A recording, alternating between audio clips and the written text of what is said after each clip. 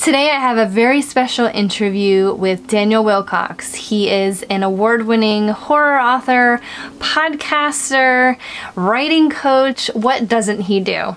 And he's also a good friend of mine, and we are celebrating the release of his newest nonfiction book, The Self-Publishing Blueprint.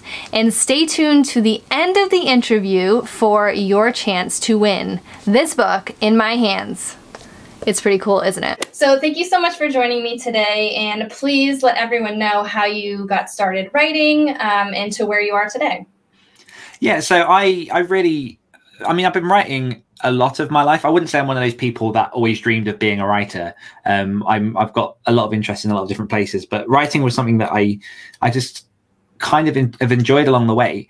And it was only really about 2015 that I started really investigating what it would be like to get into fiction, sinking my teeth into writing short stories. Never dreamed of writing a book, but I think, there are a lot of contributing factors to how I actually started writing seriously. I think one of the big ones was the fact that my son was born in 2014. And around that time, I was also running my own editing and proofreading business, which I did self-employed for about 1.5 years, which was a lot of fun.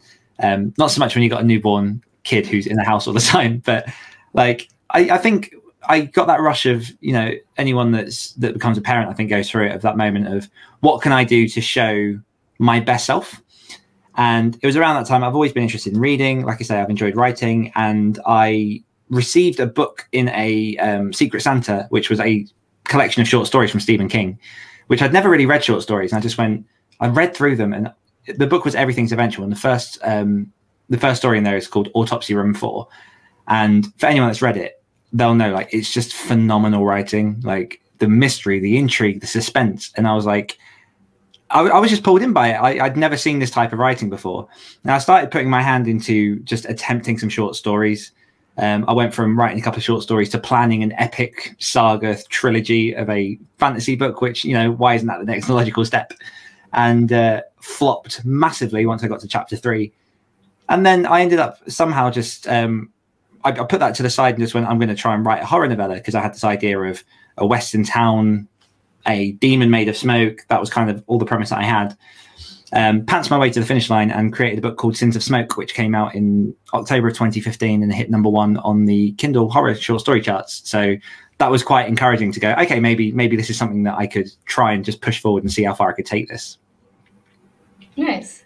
So you are a discovery writer. I know that's a big question for a lot of writers. So you do what some people call pantsing, which is writing by the seat of your pants.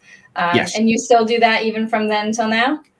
Yeah, I think bits and pieces have changed. So I used to literally just, so I write a lot of short stories, and sort of in the gap between 2015 and now, I am one of the co-founders of the Other Stories podcast, which is short horror fiction that comes out every Monday on the podcast feed.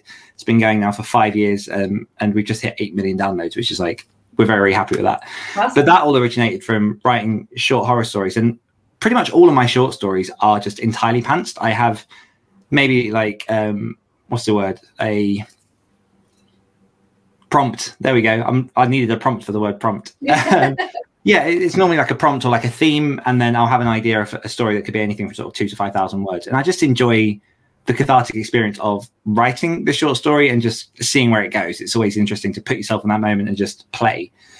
With novels, I tend to think of it if on a spectrum, 1 is total pantser, no idea what's going on, and 10 is total outlining, knows the entire world before you start writing.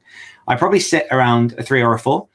So I'm now at a point where, because my stories are getting bigger, I kind of have to know where they're going. Otherwise, I get myself in trouble towards the end. I hit that point in a few books where I've gotten near the end and just literally gone, now I need to find a way to wrap this up and bring it to a nice close.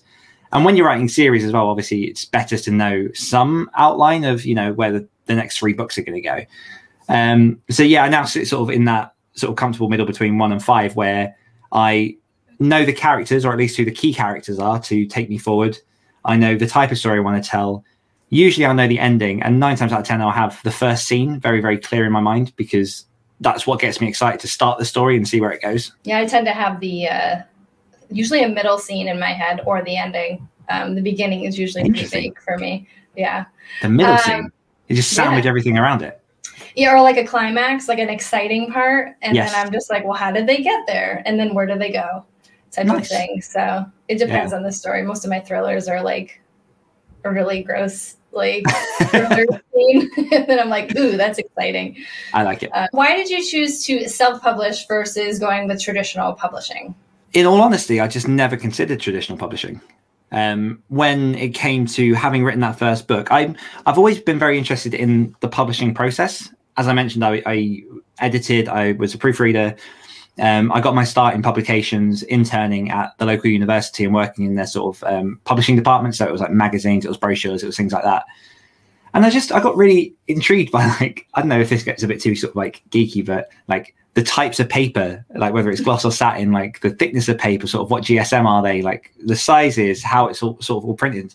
One thing that I found fascinating that a lot of people probably do know but haven't thought about, or few people I've spoken to actually seem to know, is when you are publishing a book, your page count is always going to be in multiples of 4, because when you fold over a piece of paper, you're always going to have 4 pages, 4 sides of that paper. So whenever you're creating a book, if it's like 159 pages, it's actually going to print at 160.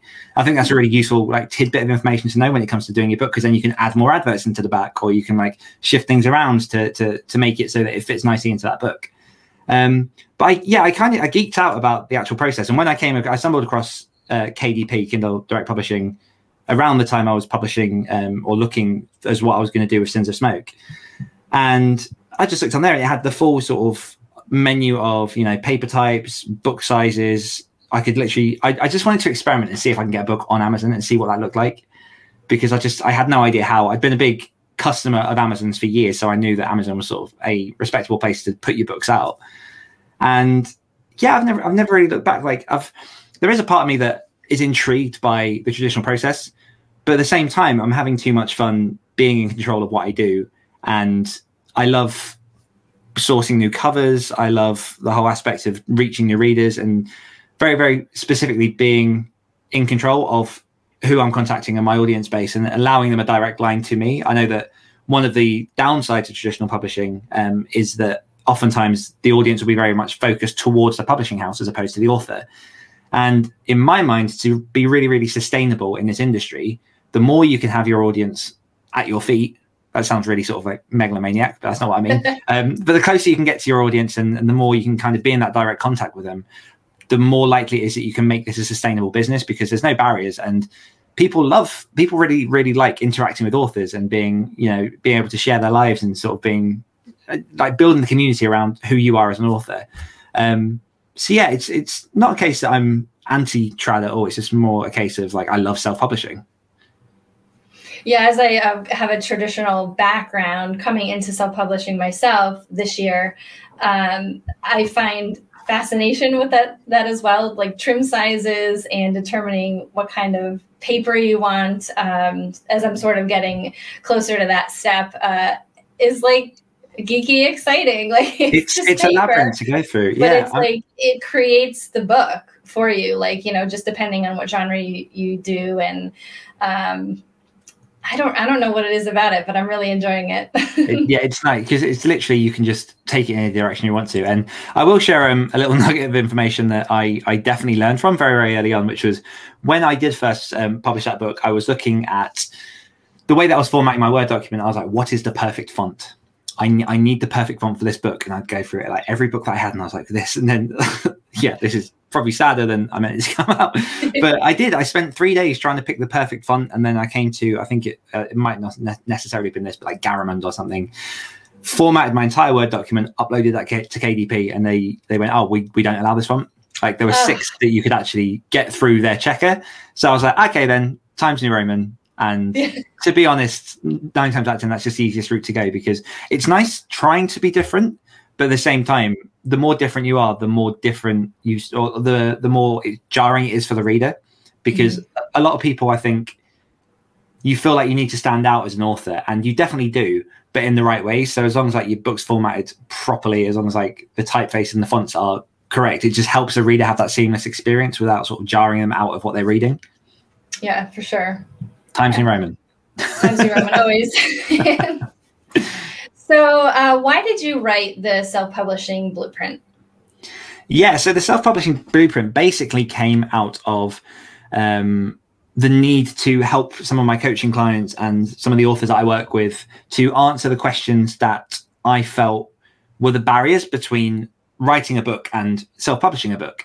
And what I mean by that is I had a lot of authors basically say, I don't know what I don't know about self-publishing, so I feel like I should be doing X. I feel like I should be doing Y at this point. And I was just looking at that, and there really is a gap between, you know, putting your fingers to the keyboard and writing a story, and then everything else that comes around self-publishing, whether that's sort of cover design, formatting, editors, building beta groups, you know, marketing, publishing platforms. There's a lot to get a grip of. So my thinking was, if I could just create something that shows the blueprint, the roadmap of what self-publishing is, then someone who is looking to publish a book can just read this book and go, okay, I'm now aware of all the things. And then because you're aware of that, you can use that knowledge to go, okay, now what am I going to work on next? Is it this? Is it that? Is it this? And it's, like I said, it's a blueprint. So it's not like, it doesn't go stupidly in depth into everything, but it definitely has sort of enough substance in there for you to go, okay, I know what beta readers are. I know how to publish to Kobo. I know how to format the inside of my book to look professional and what the different front and back matter is. One chapter that, or two chapters actually in there that I'm very, very proud of, and they're things I've not actually seen in any other books, is number one, like I said, the layout of what a book looks like. So I do go into depth about how the front matter before the story of a book looks, whether that's like title page, copyright, epigraphs, dedications, all that kind of thing. And then the back matter as well. So sort of where best to place adverts, whether you want to do like acknowledgements or an afterword. And then also with the cover design, how to work with a cover designer and hopefully set yourself up for the most successful cover that you can have that will sell your book. Because when you're paying, I don't know, anywhere from $200 to $500 for a piece of art for your book, you want to make sure you do it right. And I don't think a lot of people understand how to work with designers in a way that works for the designer and the author as well. So it's basically an all-in-one how to self-publish. And like I say, it was mostly to answer the questions that the authors that I work with were asking, because I do work with a lot of new authors. So I can now say, okay, here it is. There are all the answers that you need, and it's all in one nice little guide. So what part of the book did you have the most difficult time writing? I think it was probably the cover design part. And it wasn't necessarily because it was difficult. It was because around that time I was having a lot of finger pain. So I decided to dictate that chapter. And I've never dictated a book before. So most of that chapter was dictated. And what I found, or what I don't know at this point, because it's one of the longer chapters, because I do feel like cover design is so important to help you sell your book. And what I don't know at this point is whether it's a longer chapter because of the substance or because I spoke it. Because I have no other point of reference. So there was a moment where I was looking at it again. All this chapter is probably about double the size of some of the other chapters. Is that just because I'm talking it? Is it because I'm covering the right stuff? And obviously it's gone through editors, it's gone through like ARC readers and beta readers like yourself. Thank you for reading it in advance and giving that feedback. And yeah, I think that was probably the most difficult part. But I think also one thing that I try and do as much as I can is just give as much value as I can in the things that I do. So like I say, it's a blueprint. So the whole point of it is to give you that sort of foundational knowledge of how to get from point A to point B. But at the same time, there are points where I do go over probably what is necessary for the beginner and give those extra sort of nuggets of information. And sometimes it's hard to find that line of when to stop, because I do want to keep giving. But I think it came together well. I think it's got everything that you need in there to get to publishing your book. So yeah, I am happy with how it turned out. Nice. And the beauty about I keep looking down just because it's here. Oh no, so pretty. Hold it up. Share it. Yeah, that's the thing about nonfiction, is that you can always change it later, do a new edition if you have more information. Yeah, and it undoubtedly will change. I think that's another thing as well, that it's even in writing the book, when I got to the point where I pass it through the proofreader, and that's normally final stages, Amazon, for example, changed some of the upload types of files that it takes. So I then had to go back in and be like, by the way, this. So yeah, there are always things changing, but I think for the most part, you can use this for a while to come. Yeah, absolutely. So outside of your own self-publishing, what types of research did you do for this book? And did anything surprise you? Did you learn anything new? while writing? I think mostly most of the stuff that I pulled was from stuff through my own experience, and also from, like I say, I coach other authors, so I'm helping a couple of authors at the minute go from their story idea into marketing their book, bringing in book covers. So it was interesting. I've used some of the stuff that I've learned from working with other authors in other genres to bring it into that, specifically when it comes to like market research for your genre, understanding tropes, things like that, and how important that is to understand before you write your book, if you want to write a book that is commercially successful, or to set yourself up in the best way. Because I think it's impossible to say any book is going to buy you success, but you can definitely optimize what you're doing to give you the best chance of success coming. I'm always ear to the ground anyway, in terms of sort of podcasts that I listen to, books that have come out. I'm only really recently a wide author, so I've, over the last few months, taken a lot of my books from exclusively being on Kindle to being on Kobo and Apple and Google and all that lot. And books like Mark Lefebvre's Wide for the Win, I use that as a sort of point of research. There are other books that sort of teach the publishing process. I know Joanna Penn's got one, and there's a few others out there that I use as a kind of reference just to get me started. But really, I try to be careful not to take in too much influence, so that I write the book that is mine. Mm-hmm. So this, in general, is an experience of writing. I've now written 46 books in the last 5 years, wow. Many of which are ghostwritten, some of which are my own, some of which are collaborated with other people. So there's plenty of just my own experiences in those different arenas pulled into that one book. Mm. And also being a coach probably informs you a little more too, when you're actually working with newer self-published authors, sort of giving them that step-by-step guide, you know, included in that. So yeah. I did want to talk about being a writing coach. So to you, what is a writing coach? So a writing coach is someone who can stand by your side. They're sort of a mix of cheerleader, they're motivator, they're planner, they are editor. So it's basically someone that can like help guide you through your writing, because a lot of people will come to the page never having written a book before, and you know, they fumble through the book, they make those mistakes that everyone does. But you don't necessarily have to do that. There are a lot of different industries out there where you have a coach to help you learn the craft and help you learn the process. And for some reason, writing has been absent this for years. So there is a bit of a surge of writing coaches that have been coming out over the last sort of 5-10 years. People who want to help authors who don't have the wider publishing experience make success of their book. So, for example, I've got a client at the minute who had stumbled through the first draft of their book, worked it out about 30,000 words. It was a very sort of skinny draft, and they just didn't know what to do to take that next step. So working with them, I have basically helped coach them through their story to make sure that it's a full, complete story arc, that it works, helped build some of the back world, helped add some of those conflict points that, you know, how each story needs its rises and falls. So we've worked together to make those happen. We've looked at sorting out how to work with a cover designer. We've worked out, we've started building an audience, a website, a newsletter list, all the fundamental things that make a self-published author successful. By her coming to me, she's essentially could have shortcutted, well, she is shortcutting like years of learning, because a lot of that stuff, even if you go to a conference, you never really get that direct one-on-one support with your book. Like, we've got a sort of 24/7 contact service set up where if they get stuck, then they can literally say to me, I've got this question, I don't know what to do with this character. And because I know this story, because I'm in it with them, I can then give suggestions. And I say give suggestions because I will never tell them what to do. At the end of the day, it's their book to write, to work with. I don't want to steamroll the process. I just literally want to be there to guide and offer options to make the book whatever it is they want to be. Because that's one thing that I think a lot of people, when they first start writing, forego is, what do you want to achieve with your book? So if it's a, you know, Amazon bestseller, okay, that's one route we have to go down. If it's a traditionally published book, we have to look at a slightly different type of book, a different process.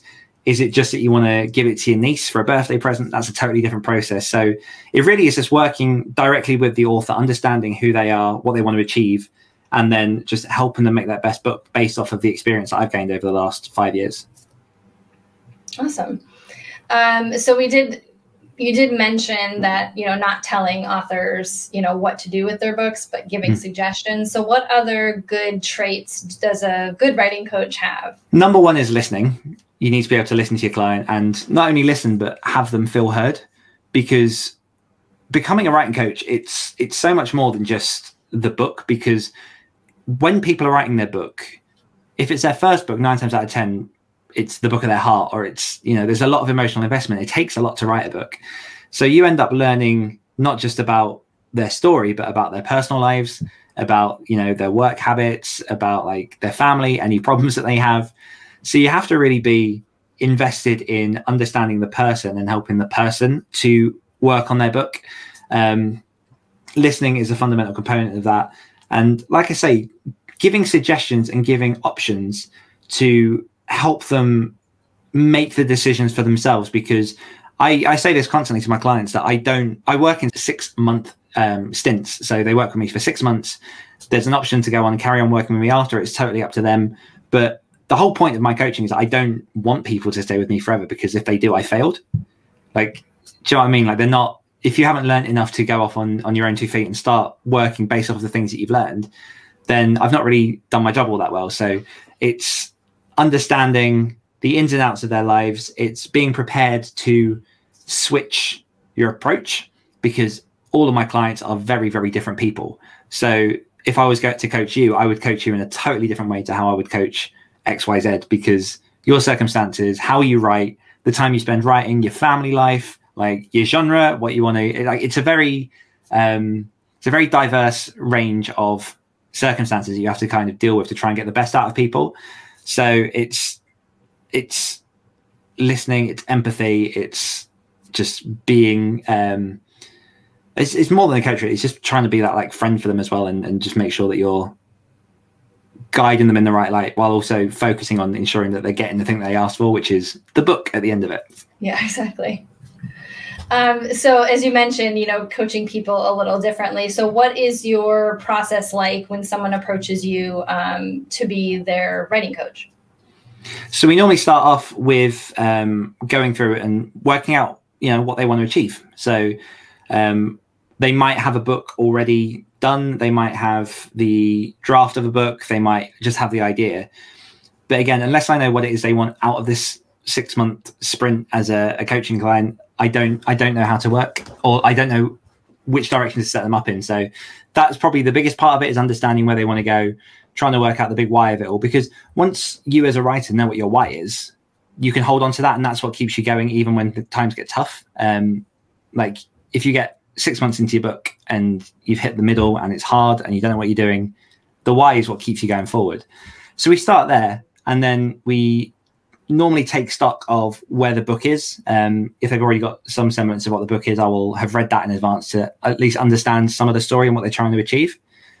Then we'll go through market research, understanding where it fits in the market, depending on, again, what it is they want to achieve with that, whether they do want it to be commercially bestseller or just a book for themselves. And then it kind of takes a custom approach from there. One thing that I do try and work with a lot with people is helping them understand the realities of what their own writing process is. So a lot of people will come in with a lot of optimism, and I'll ask the question, okay, so here's what you want to achieve. Based off of what you told me, which is, I don't know, say 5,000 words a week, this is the date that we should finish that first draft. Is that okay with you? And they'll say yes. And then 3 weeks in, they'll realize that actually life gets in the way a lot, and they've only written 2,000-3,000 words a week. And so it's giving people permission a lot of the time just to be them, and to understand that while you definitely do need to push and you need to make that effort as a writer and invest that time to make it happen, you are allowed to be you. Like, again, everyone's circumstance is different. So while there are a lot of writers out there that do crack 10,000 words in a day, that might not be you right now, because you've got a 60-hour-a-week job and you've got 3 kids and you've got a partner and you've got this. So it's mostly just helping people understand where they fit in terms of their writing process, what they can achieve. And we do sort out action plans and timelines and give them something to stick to. So I do try and hold them as accountable as possible to make sure that if they want to achieve writing their first draft by June, that's going to happen. So that's kind of a mix of stuff. But yeah, it's like I say, because it's so different for each person, it just totally depends on what it is that people want. Exactly. And I think that's so important, because writers who admire other writers go online and they see what they're doing, how many words they're doing, and their situations, everyone's situation is totally different. So like even when I give advice on my channel, I try to be as broad as I can, because no one advice is going to fit everyone. And I've even fallen into that trap before, like looking at a writer that I admire. I'm like, wow, how can they do all of this? They're single, I have a family, I have a child, I have, a full-time job. And so you just have to sort of bring yourself back. But that's good that that's a part of your process, to encourage and also help them after they're done working with you. So yeah, awesome. Yeah, and there is an element of because I have a private Slack group as well for anyone that's sort of been within my office services, and even once that coaching is over, they can stay in there, and it's just a place for writers to mix and to share advice and to share their celebrations and things. So it's like a bonus extra that I give to people, but it's nice because it builds a community of people that are very transparent with each other and understand each other's personal lives and can support them, which I think is a beautiful thing. Yeah, I really like that extra support. I didn't realize you did that. So that's awesome. So how do you balance working as a coach and also your own writing? Poorly. No, that's a part of truth. So I tend to try and prioritize my own words to happen in the morning, because I tend to be much more creative in the morning. So that's normally when I'll work on sort of fiction-y type projects, and then most of the coaching stuff I do in the afternoon, because it's that different side of my brain. It's less less creative in a way, because it's you're not having to create worlds and whatnot. So I try and mix those up, and most of my coaching clients I will have in the afternoon, just to batch together and make it easier. And I'm like, my body then knows that there's a split between, okay, in the morning you're going to do this, and then in the afternoon it's more of this type of work. But it took a while to get there, and over the last sort of 6 months to a year, I have done a lot of moving things around in my schedule to try and make it work, depending on the day and what's going on. But generally that seems to be the pattern, is that I'll try and focus on the fiction in the morning, and then in the afternoon anything that's sort of admin-y or coaching or whatnot. Yeah, I'm definitely the same way. Morning is my most creative time, and I don't know why. I don't know why, because I've tried moving it just for convenience, and it just won't move, which is also weird, because, and I know it's circumstantial. When I was in my day job, I used to write an hour in the morning, and then any extra words I used to get in the evening, and I'd just make it happen. Whereas now it kills me if I write in the evening. I really, really hate it. Yeah. So I know it's circumstantial, but yeah, things change over time. Yeah, for sure. So I want to shift gears a little bit and talk about you as a writer. So what are you currently working on? I am, so at the minute I've got, obviously, the self-publishing blueprint comes out on June the 11th. So I'm doing a lot of promotion for that. And what I'm actually doing at the minute is laying the seeds for what is going to be my next nonfiction. So people who listen to my old podcast or have seen me on Next Level Authors will know that I've spoken about my productivity book for probably like a year at least. And the irony of that book, just for me in general, is that it's a book about productivity, but it's the one that's taken me the longest to write. Yeah. And I think I've realized why it's been such an issue. And it's because I really do want to research and give it all the depth that this book deserves. Because one thing that I come up against a lot is there are so many people out there who they want to be more productive when it comes to their writing. So immediately the answer to them will be, how do I write more words? And that question is fundamentally important, but the actual strategies to get there, it's so much more than, okay, shall I just put an hour extra into writing? Because, over the last, since I've been writing over the last 5 years, I've done a lot of work on my own productivity. I went from writing 1 novel in a year to writing 26 books last year. And a lot of that process has come from understanding lots of different aspects of my life and how, like, your energy levels help you with your writing, your mental state, taking breaks, all that kind of stuff. So I'm working on the productivity book. And as part of that, I'm also very, very soon going to be blogging as I research and really sort of diving in depth into the different elements of what productivity is and how to make people achieve more with what they've already got. Mm-hmm. So that at the minute, it's very much seeds that are coming together. I've got to set up sort of the blog and make it happen, but that's going to be my next sort of major project. And I also do have a fiction anthology that I'm working on with the incredible Julie Heiner, and that's going to be for my horror imprint, Devil Rocks Publishing, and that comes out in October. So we've got an anthology of 11 amazing horror stories all about the theme of omens, and we're working on editing that as well. Nice. And I will put all of the links that are mentioned throughout the interview down below in case you're interested in checking out more about Devil's Rock Publishing and everything Dan's working on. I have a question from one of my patrons over at patreon.com/Caitlin Duncan author. And she had, sorry, just Caitlin Duncan. I'll put that down below in case you said check it out. I'm a patron. Yeah, that's nice. Thank you so much. So I have a few questions from Stevie. They'd like to know about your co-writing, specifically how you found people you wanted to co-write with, if and how you handled conflict with co-writers, and any pros and cons of co-writing versus solo writing. Earlier, I had done a previous video about collaboration for authors, which Dan also wrote. A lot of that information is in there, so I highly recommend reading it. But I just wanted to ask if there was anything you've learned since then or anything else you wanted to add about Stevie's question. I think the fundamental part, if you want to save yourself all the effort and not read the book, is it's still, I've not learned anything new. What I have done is reconfirm the things that I've learned. And the number one thing for me is, and always will be, if you are going to go into a collaboration with anyone, just be, all the grunt work is done up front to save you all the heartache through the rest of the process. So don't start writing with someone until you've had the conversations about what you both want to achieve with the book, where you see it going, who's going to handle what, you know, if there's anything going on in your personal life that could interrupt, like everything, every problem that I see in collaboration can just be solved by having those initial conversations up front. But you get a lot of people who, they're so excited about getting involved in the collaboration, and why wouldn't you, because you get to work with another author, that the excitement gets you straight into that project because you think you're going to save time, two of you working on a book, it's going to be wonderful. But my advice is, and always will be, have those conversations up front, because everything can be sorted out straight away. And be honest, if you know, you're having that conversation with someone and they suddenly say, oh well, I'm going on a research trip for 4 weeks in the middle of summer, so that's going to slow us down, and that doesn't work for you, don't do it. Just be honest with yourself, because any lie that you have is going to come back tenfold in a couple of months' time. So yeah, and when it comes to finding collaborative partners, it's just, for me, it's always been just keeping your ear to the ground. My first major collaboration was with Luke Condor from Hawk and Cleaver, and the only reason that came about was we were writing similar things.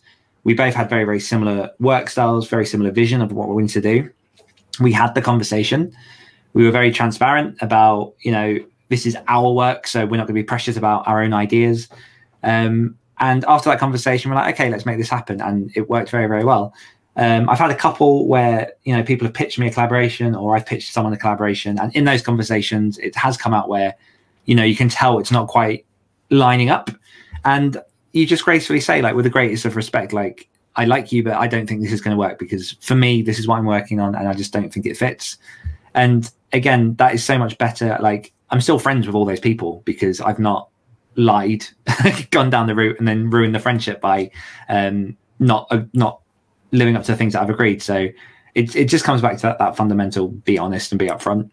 Yeah, definitely be professional. I mean, I've had experiences too where things were just not said, or communication, there's a lot of miscommunication. It's just not a fun experience, and it kind of stains the experience. So just having all of that up front is definitely important. Yeah. Okay, so she also asks, if you found it hard to stay emotionally invested in horror, given the current state of the world, does any of that impact how easy or hard it is to write good horror? And is it harder to shock readers these days, given real life events? I love this question. I don't. I so good. So it hasn't impacted my viewing of horror or my creation of horror at all, just purely because all of this stuff isn't new. Like, the pandemic isn't nice, like, by any stretch, and obviously there's a lot of misery that has come with the pandemic. But as horror writers, there's always something horrible going on. And that's not necessarily the reason that we write, but we write despite all that, and we write because of all that. And it's that kind of stuff that gives inspiration. I mean, for me, the reason I believe that I write horror is I had a very, very normal childhood. Like, I've lived a very comfortable life, like, which I'm very, very lucky to say that I have. So for me, there was never really any chance to explore the dark side and understand everything else. So for me, it's a playground of exploring the things that you otherwise wouldn't be able to experience and trying to imagine yourself in those situations. And there's almost like a preparedness for if that situation ever does come to me. I'm not talking sort of monsters and things, but a lot of my books tend to put characters into very isolated situations, you know, where they're hungry or there's no water or like there's something out there. And it's in those moments that you bring out what humans are sort of innately tuned to do, whether that's attack or defend or run. So it helps me prepare mentally, I guess, for those situations and play with that. But like, I've never really been too influenced by the major global things that are going on when it comes to my own horror. It's just something that you live through anyway, but it doesn't really touch the horror. And there's a second part of this question that I can't quite remember the wording. What can you remind me? Is it harder to shock readers these days given real life events? I don't think so. Well, so I write for my ideal reader is me. So I write for the person who is me. And in one sense, the answer to that question is yes, because the more horror you write, the more used to the horror that you write. So you are always trying to like up that next step and bring something that does shock you. But on the other side of that, I wouldn't say it's harder because there's always a new wave of readers coming into horror. So there are always new people that haven't experienced different horror novels that, you know, take it to the next level. So it's a bit of a mix. And I think horror readers can be difficult to scare, but at the same time, like, it's not always scare that I go for, it's unease. I feel like it's the tension and the questioning of what's going to happen that drags you through. And then you occasionally put in some of the more scary bits. What advice, what's one bit of advice that you would give a first-time author? Don't expect to understand your process straight away, and don't pin everything on your first book. Because I see a lot of authors, as you would, because as I've said before, writing a book is a monumental experience. It's such a commitment to go to. But people pin their quality as a writer on the success of that first book. And if you're self-publishing particularly, it's always more difficult because it's an uphill slope and you don't really have an audience. So don't expect the sales to roll in straight away, but also don't let that be a reflection of you as a writer, because if it's your first book, it's your first book. Like, I always use the analogy of if you're building a car from scratch and you're not a mechanic, you're going to make mistakes and your car's probably not going to go. But the second time you build that car, you're going to get a damn sight closer to making something that works because you've learned all the processes in the meantime. So I love it when first-time writers say, "Oh, this is my process," because in the back of my head I go, "All right, tell me the same thing in 3 books' time." Yeah, for sure. And I also think that may be a more well-known thing that, you know, especially in traditional publishing, that the debut is the big thing, and you always hear about debuts. And that's the thing that I'm learning, you know, with self-publishing, is that, sure, I'm going to put this book out, and if I make a mistake, I can fix it anytime I want. I don't have to go through channels. I don't have to go through an agent or editor. Once the book's done in trad publishing, it's done, and then they move on to the next season. So I mean, I've been pretty pro self-publishing this past year for a lot of reasons, but that's definitely one of them. And I think, like you said, I don't put so much effort into the first book. You put effort into it, but don't put all of your eggs in one basket, because once that book is out there, that's an amazing accomplishment. And then after that, you just keep learning. I've published 13 books, and I've written over 40 books for ghostwriting clients, and I'm still learning. So being a first-time author is awesome, and just keep learning along the way. Go for it. Yeah. So where can writers find all about your books and services? So everything that I'm doing is over at www.danielwilcox.com. You can find my books there. You can find my author services.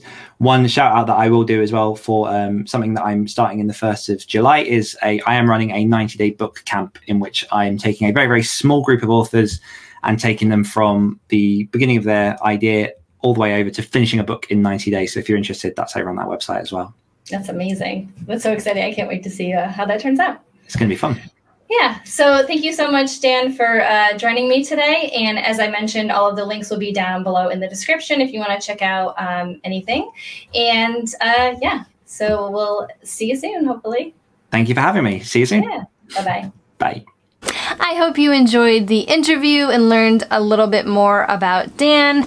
And as I mentioned, you could win this book. So this is a very special edition. This is a pre-order exclusive edition of the hardcover of the Self-Publishing Blueprint. So all you have to do to enter is go into the comments below and let me know that you would love to win the Self-Publishing Blueprint. Obviously, if you have any questions for Dan or about self-publishing or the Self-Publishing Blueprint or anything about his writing coaching, please let me know in the comments. And I really hope you enjoyed this video today. If so, do give it a big thumbs up so the algorithm knows that you want to see more from me. And also hit that subscribe button and the little notification bell next to it so you know the next time I upload. And I'll see you soon.